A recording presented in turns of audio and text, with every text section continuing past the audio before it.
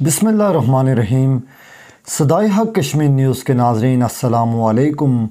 नाज़रीन, इस वक्त मैं आपको ये बताया चलूँ कि आज़ाद कश्मीर के अंदर महंगाई बेरोज़गारी ने बहुत ज़्यादा सर उठा लिया है। मैं इस तरह से कहूँगा कि महंगाई का जो सुनामी है वो आज़ाद कश्मीर के अंदर बेकाबू हो चुका है। अब महंगाई के साथ अगर लोगों को रोज़गार के ज़राए हों तो फिर लोग एडजस्ट कर लेते हैं, लेकिन मैंने देखा है कि हमारे जो एमए पास, बीए पास, एमए इंग्लिश यानी पढ़े लिखे जो हमारे नौजवान हैं वो या तो बैरून मुल्क बेचारे कंपनियों के अंदर काम कर रहे हैं या फिर पाकिस्तान के अंदर होटलों के अंदर वो बर्तन धोने पे मजबूर हैं। किसी बंदे को जॉब मिलना मेरिट के ऊपर बहुत ज़्यादा मुश्किल होता है। गरीब आदमी तो सोच भी नहीं सकता है किसी जगह पे काम करना। अब मसला ये है कि यहाँ पे आज़ाद कश्मीर के अंदर इस वक्त की जो सूरत हाल है वो आज़ाद कश्मीर में जो बिजली के बिल हैं उनमें जो है वो अवाम को जो है वो रिलीफ़ देने की बातें हो रही हैं और फिर हुकूमत इसका क्रेडिट ले रही है। मैं ये समझता हूँ कि आज़ाद कश्मीर की हुकूमत जो है वो दोहरे मेयार जो है वो अपना रही है। पहली बात तो ये है कि ये अदालत की तरफ से वक्ती तौर के ऊपर इन टैक्सेस को ख़त्म किया गया, मअतल किया गया वक्ती तौर के ऊपर, अभी फ़ैसला आना बाकी है। और फिर अदालत ने ये कहा है कि आप टैक्स के साथ बिल ना जमा करवाएं। अब जो लोग बिल जमा करवा चुके हैं उनके टैक्स वापस किस तरह आएंगे, ये भी एक अहम बात है। दूसरा ये है कि जो लोग किस्तें लगवा के फिर टैक्स काट के बिजली वालों से वो जमा करवा रहे हैं, आया अगले बिल में कौन उनको यकीन दहानी करवाएगा कि ये बिल वापस नहीं आएगा। क्योंकि आज़ाद कश्मीर के अंदर अगर बिल जमा नहीं होते हैं तो बहुत सारा आज़ाद कश्मीर की जो हुकूमत है उसको नुकसान होता है, लोग अगर इस तरह बिल नहीं जमा करवाते। इसलिए ये एक गेम खेली जा रही है और सोशल मीडिया के ऊपर ये कहा जा रहा है कि बिल के ऊपर टैक्स ख़त्म हो गया है। जब तक मैंने क्योंकि महकमा बरक़ियात के ज़िम्मेदारान से बात की है, उनका ये कहना है कि फ़िल वक्त तो ये टैक्स मुअत्तल है, लेकिन कोई पता नहीं है अगर महकमा बरक़ियात के हक़ में अगर फ़ैसला आ जाता है तो उसके बाद जो है वो महकमा बरक़ियात जो है वो टैक्स वापस लगाएगा जो उन्होंने जो मुअत्तल किए हुए हैं। अगर आवाम के हक़ में आता है तो फिर आवाम को ये टैक्स जो है वो ख़त्म हो जाएंगे। अब मैं ये समझता हूँ कि ये जो जिन लोगों ने पैसे जमा करवाए उनके अगले बिलात में जो है वो टैक्स जो है वो माइनस करके बाकी बिल जो है वो आना चाहिए। जो लोग जमा करवा रहे हैं मेरे ख्याल में इस तरह लोग बहुत कम लोग बिल जमा करवाएं, बहुत कम लोगों ने, क्योंकि जिस तरह से ये टैक्स लगाए गए हैं ये टैक्स किसी सूरत भी एक आम आदमी को काबिल कबूल नहीं है। आपको पता है कि इस वक्त एक दिहाड़ीदार आदमी आटे की कीमत आप देखें कहाँ पे पहुंच चुकी है।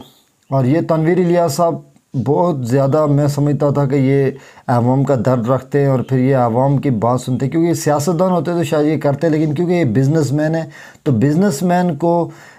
उस तरह से आवाम के साथ डील करना मुश्किल होता है। वो फिर एक अपने पैसे के ज़ोर के ऊपर, जिस तरह वो कहते हैं कि बंदा होता है पैसे का गुरूर होता है, उस वजह से फिर वो आदमी को इंसान नहीं समझता बल्कि कीड़े मकोड़े समझता है। मैं तनवीर इलियास साहब को ये कहूँगा कि तनवीर इलियास साहब, शायद हमने भी पीटीआई को वोट दी हो, लेकिन हम ये समझते हैं कि अगर आप इस तरह से आवाम को भेड़ बकरियां समझेंगे तो फिर आप रूल नहीं कर सकेंगे। ये मैं आपको बिल्कुल 100% ये कहता हूँ कि आप पुलिस के ज़ोर से किसी भी जो है वो दबाव से आप आवाम को कंट्रोल करने की कोशिश करेंगे, आपके लिए मुश्किल हो जाएगा। अगर सियासत होती है आपके अंदर, आप सियासी आदमी हैं, क्योंकि आपके भाई जो थे वो इलेक्शन लड़ चुके हैं, शहीद चुगताई साहब, मैं ये समझता हूँ कि वो अगर होते आज तो ये काम आपको कभी भी ना करने देते जो आज आप पुंछ के अंदर लोगों के साथ कर रहे हैं। अपने लोगों को, अपनी पुलिस को आपने जो है इस तरह बनाया हुआ जिस तरह इंडियन आर्मी के सामने जो है ना वो इंडिया और पाकिस्तान की जंग हो, इस तरह से हमारे लोगों को आपने टकराया हुआ है। तनवीर इलियास साहब खुदारा होश के नाखन लें, इसके ऊपर आप फौरी तौर के ऊपर अवाम के जायज़ मुतालबात देखें। फ्यूल टैक्स हो गया, ये जनरल सेल टैक्स हो गया, नीलम जलम सरचार्ज हो गया, ये सब वो चार्जेज़ हैं जो आवाम के साथ बड़ी ज़्यादती है। तो आप देखें अब्दुल कयूम नियाज़ी ने आटा जो है वो 850 का बैग दिया, सब्सिडी दी, आपने क्या किया? आपने आते ही जनाब जो आटा महंगा कर दिया। ये चीज़ें नहीं होनी चाहिए, बल्कि आपको देखना चाहिए कि रियासत की गरीब आवाम बहुत ज़्यादा परेशानी का शिकार है। हमारे मीरपुर के चंद लोग बैरून ममालिक में, बाकी हमारे सऊदी अरब में उनकी जो है क्या तनख्वाह है, उनके अखराजात क्या हैं। आज आपको पता है कि आप गरीब आदमी के साथ बैठें, अब होटल के ऊपर पहले लोग चाय पीते थे, वो पीने से भी रोटी तो दूर है, चाय का एक कट नहीं पी सकते जिसको हम कट कहते हैं, कट, वो भी अब 30 रुपये का हो गया है कट।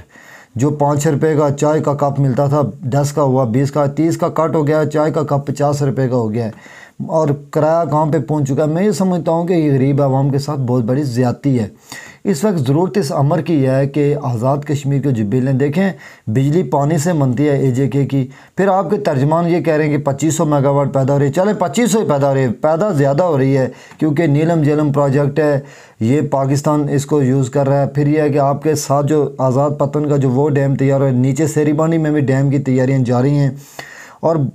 بہت زیادہ جو بجلی منگلا ڈیم ہے، آزاد کشمیر سے بجلی تقریباً 4000 کے گرد میں یہ سمجھتا ہوں کہ پیدا ہوگی 4000 اور 5000 کے درمیان میں، لیکن آپ ابھی یہ کہہ رہے ہیں کہ 2500 ہے۔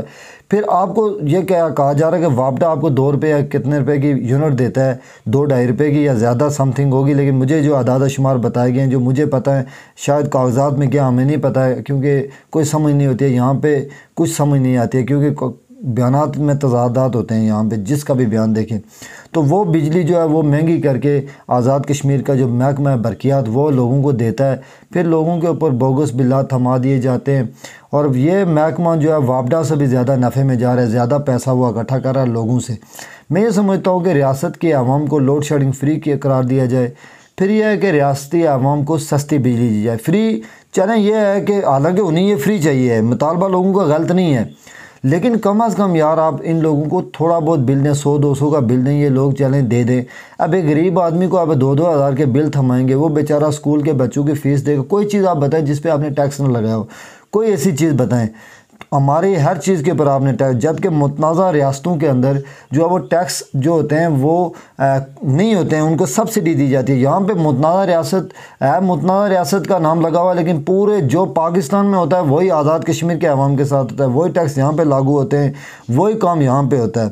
میں آزاد کشمیر کی عدلیہ کو مبارکباد دینا چاہوں گا کہ آپ نے غریب عوام کی جو ہے وہ زخموں پہ مرہم رکھا ہے۔ میں یہ سمجھتا ہوں کہ عدالت کو چاہیے ہے کہ وہ فی الفور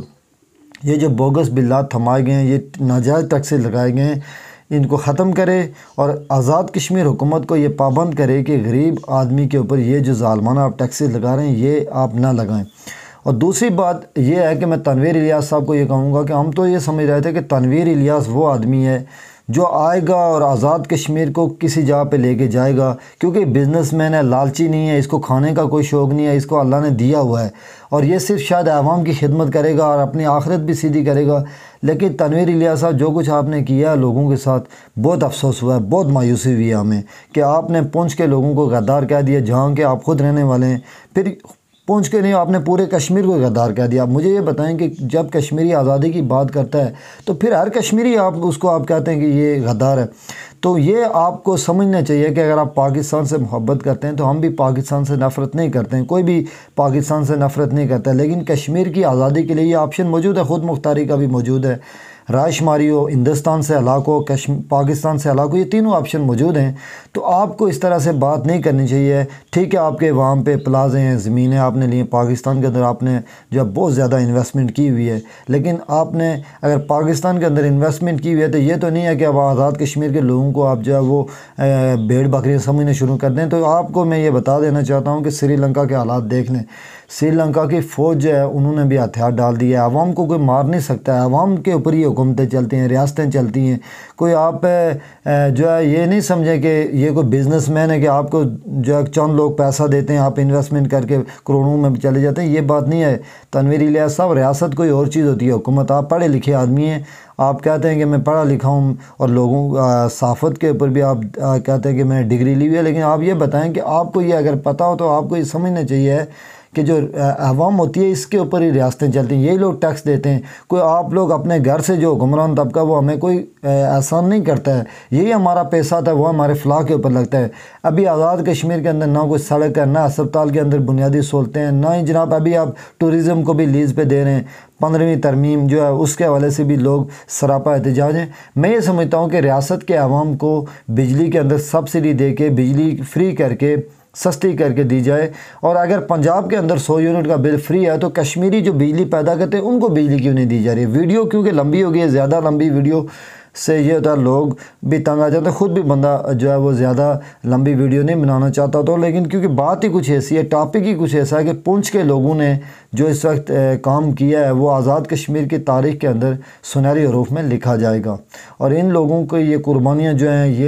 یہ کشمیری عوام کا سرمایہ ہیں قیمتی، اور کشمیر کی پہچان انہی لوگوں کی وجہ سے ہے، پونچھ کے لوگوں کی وجہ سے. تو میں پونچھ کے لوگوں کو بھی خراج تحسین پیش کرنا چاہوں گا، کیونکہ جو تھوڑی بہت حکومت نے لچک دکھائی وہ اسی وجہ سے دکھایا. اگر یہ لوگ بیٹھ جاتے، آج سوشل میڈیا کے اوپر یہ افواہیں دی جا رہی ہیں ٹیکس ختم ہو گئے، ٹیکس ابھی پتہ نہیں یہ لوگوں کے ساتھ یہی چلاکیاں کریں گے. اگر آپ یہ جھوٹ بولیں گے تو یہ یاد رکھیں کہ آپ لوگ زیادہ دیر نہیں چل سکتے. جھوٹ